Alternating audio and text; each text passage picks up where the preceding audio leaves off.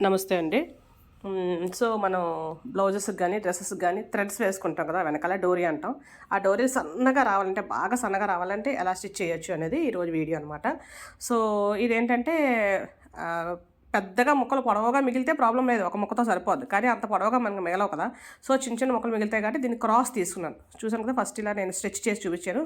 Cross అనేది 3 ముక్కలదనమాట. 3 ముక్కలకి చూసారు కదా! ఒక ముక్క మీద ఇలాగ 7 షేప్ వచ్చేలాగా వేసి అక్కడ స్టిచ్ చేద్దామని చూపిస్తున్నట్టు. మళ్ళీ చూపిస్తాను నేను.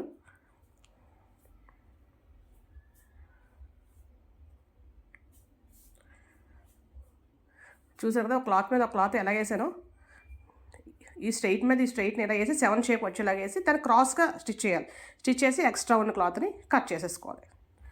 కట్ చేసేసుకుంటే మనకి చూసారు కదా! ఇలాగ ఓపెన్ చేస్తే మనకి ఇలా అంటే ఈ కుట్టు క్రాస్‌గా వస్తదనమాట. మళ్ళీ సేమ్ మూడో ముక్క. మూడో ముక్క కూడా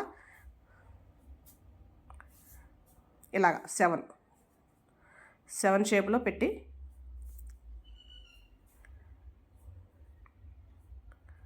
క్రాస్‌గా స్టిచ్ చేయాలి. చూసారు కదా! Cross stitch. ఆ తర్వాత ఎక్స్ట్రాగా ఏదైతే ఉందో ఆ క్లాత్‌ని మనం కట్ చేసేసుకోవాలి. సో, ఇది ఓపెన్ చేస్తే మనకి ఇలా వస్తది. అంటే మొత్తం పొడవు మనకి ఎంత పొడవు కావాలంటే అంత పొడవు తీసుకుంటాం. తీసుకున్న తర్వాత ఇది ఏదైతే ఉందో చూసాక ఇప్పుడు నేను ఎలాగైతే ఫోల్డ్ చేసానో అలా ఫోల్డ్ చేసి సన్నగా అంటే చాలా దగ్గరగా కుట్టు వేయాలన్నమాట. ఎక్కువ దూరంగా కాకుండా. మీకు మళ్ళీ చూపిస్తాను నేను.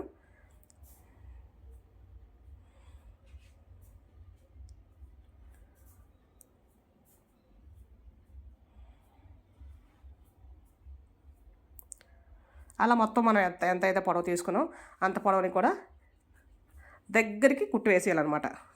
అంటే ఇప్పుడు ఒక హోల్లా వస్తుంది కదా థ్రెడ్కి, ఆ హోల్లోంచి మనం సేఫ్టీ పిన్ ఉంటుంది కదా, చిన్న సేఫ్టీ పిన్స్ ఉంటాయా కదా మనకి ఇతర కలర్లో ఉంటాయి, ఆ పిన్ని కూడా దూరకూడదనమాట. అంత దగ్గరికి వేసేయాలి. అంటే యాక్చువల్గా మన పాదం ఉంటుంది కదా, మిషన్ పాదంకి ఇలా రెండు ఉంటాయి కదా, ఆ రెండిట్లోనూ ఒకదాని వెడల్పు ఉంటే సరిపోద్ది అంతే.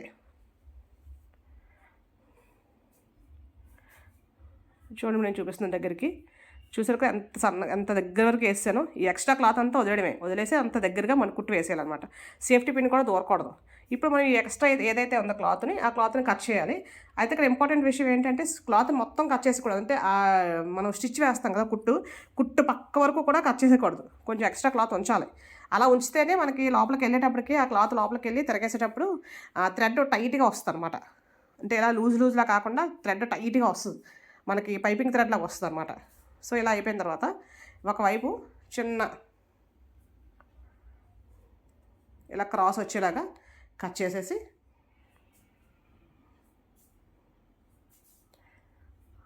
ఇప్పుడు మనం పెద్ద దబ్బలంలో ఉంటుంది కదండి, ఆ దబ్బలానికి థ్రెడ్ని ఎక్కువ రోజు చుట్టుకోవాలన్నమాట. ఎక్కువ పేటలు వేసుకోవాలి.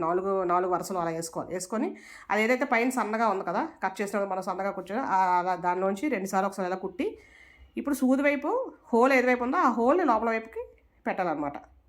సూది మనవైపు కాకుండా లోపల వెనకాతల హోల్ వైపు. సూది మనవైపు పెడితే సూది బయటకు వచ్చేస్తుంది కానీ తీయడానికి కావాలి మనకి ఈజీగా. సో, అలా పెట్టేసి మొత్తం అంతటిని ఇలా తీసేయాలి. ఇప్పుడు అవతల వైపు నా లెఫ్ట్ హ్యాండ్లోకి సూది వచ్చేసింది.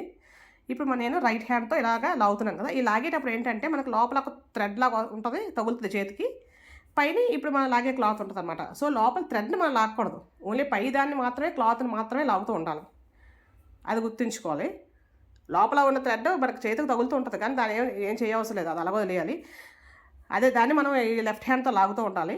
ఈ రైట్ హ్యాండ్తో ఓన్లీ పై ఉన్న లేయర్ని మాత్రమే ఇలా లాగుతూ ఉండాలి. సో, లాగేస్తే మనకి చక్కగా ఈ ఎక్స్ట్రా ఏదైతే ఉందో అదంతా లోపలికి వెళ్ళిపోయి థ్రెడ్ లూజ్గా కాకుండా మనకు టైట్గా ఒక పైపింగ్ థ్రెడ్ లాగా వస్తుంది అనమాట. చూసారా, చాలా సింపుల్.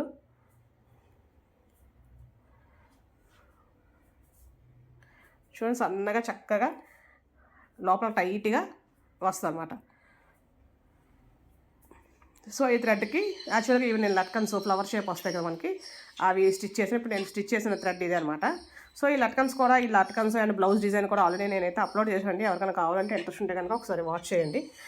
సింపుల్గా ఎలా స్టిచ్ చేసుకోవాలి. అలాగే ఈ పువ్వులు ఫ్లవర్స్లో వచ్చాయి కదా, అవి కూడా 2 సైజెస్ పెట్టాను నేను. ఏ సైజుకి ఎంత సైజ్ వస్తుంది.